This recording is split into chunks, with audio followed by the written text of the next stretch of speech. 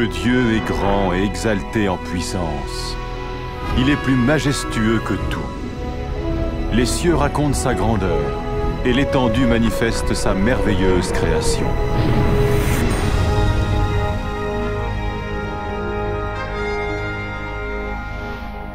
Jour après jour, ils ne cessent de parler, et chaque nuit, ils le font connaître.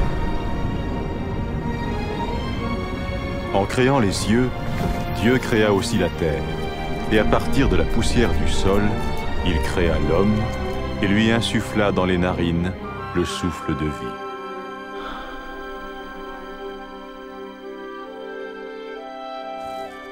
Le Dieu d'amour créa l'homme et la femme à sa ressemblance, pour qu'ils soient en relation avec lui. Ainsi, au commencement, il révérait et honorait Dieu, et il vivait en harmonie avec lui.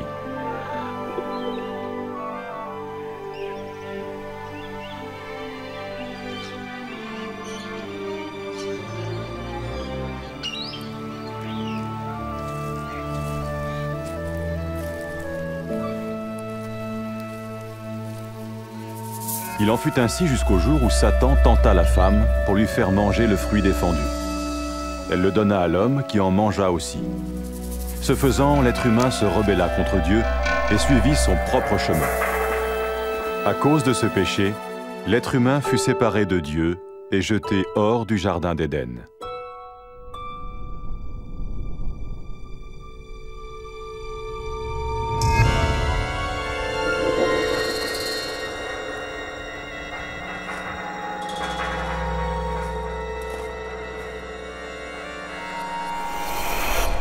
Mais Dieu aimait toujours l'être humain. Il n'avait jamais souhaité être séparé de sa création. Cependant, comment Dieu pourrait-il être saint et source de toute justice s'il ne jugeait pas l'être humain à cause de son péché? Dans son livre saint, Dieu révèle son plan pour sauver le monde de son jugement. Abraham fut l'un des premiers à découvrir ce plan.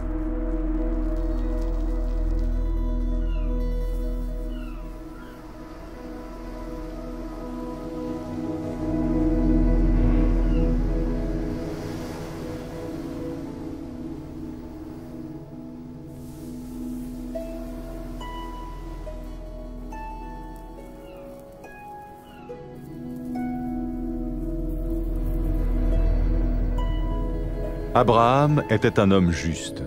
Dieu lui fit la promesse de le bénir et de rendre ses descendants aussi nombreux que le sable de la mer et que les étoiles du ciel.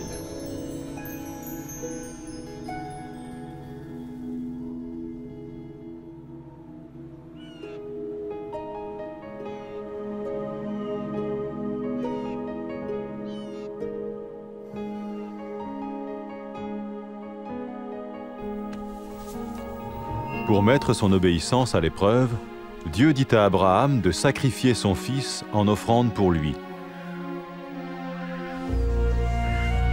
Abraham fit confiance à Dieu et chercha à lui obéir.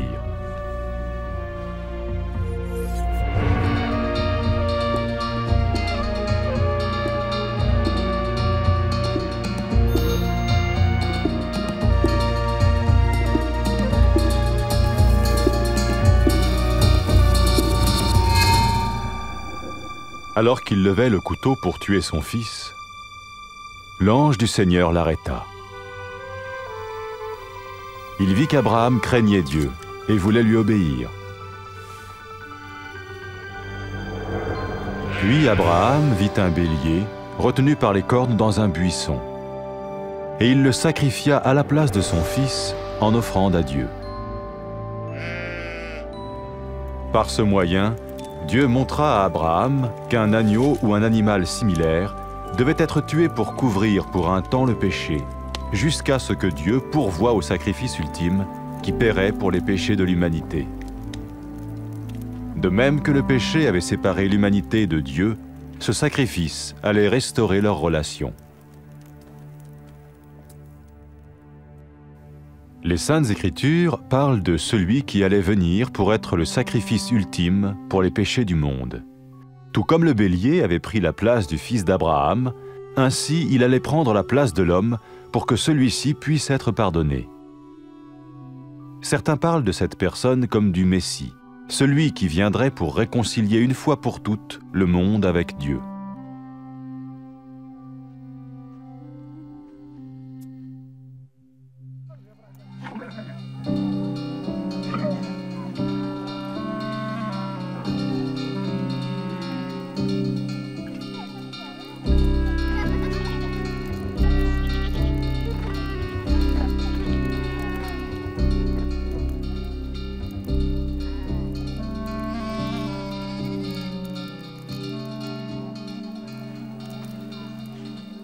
Les prophètes ont prédit en détail de nombreuses choses concernant le Messie des centaines d'années avant sa venue.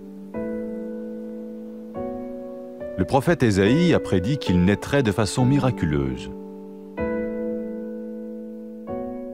Une vierge attendrait un enfant qu'on appellerait spirituellement parlant le Fils de Dieu. Le prophète Michée a prédit que le Messie naîtrait à Bethléem, tandis que le prophète Zacharie a dit à l'avance qu'il ferait son entrée dans Jérusalem sur un âne, et que Judas, l'un de ceux qui le suivaient, le trahirait.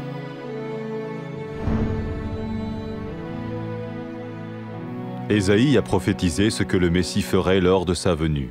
« L'Éternel m'a oint pour porter la bonne nouvelle aux malheureux, pour guérir les cœurs brisés, pour proclamer aux captifs la liberté et annoncer que le temps vient où l'Éternel va sauver son peuple. »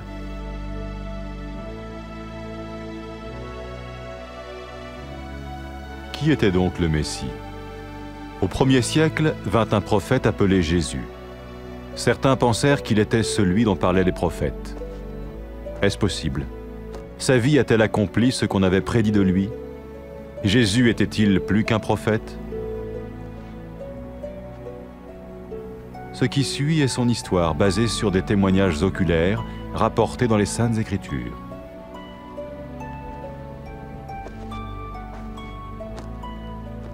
Un acteur joue le rôle de Jésus, et bien qu'aucun acteur ne soit digne d'un tel rôle, ce film a été tourné ainsi afin que nous puissions comprendre et bénéficier de la vie de Jésus.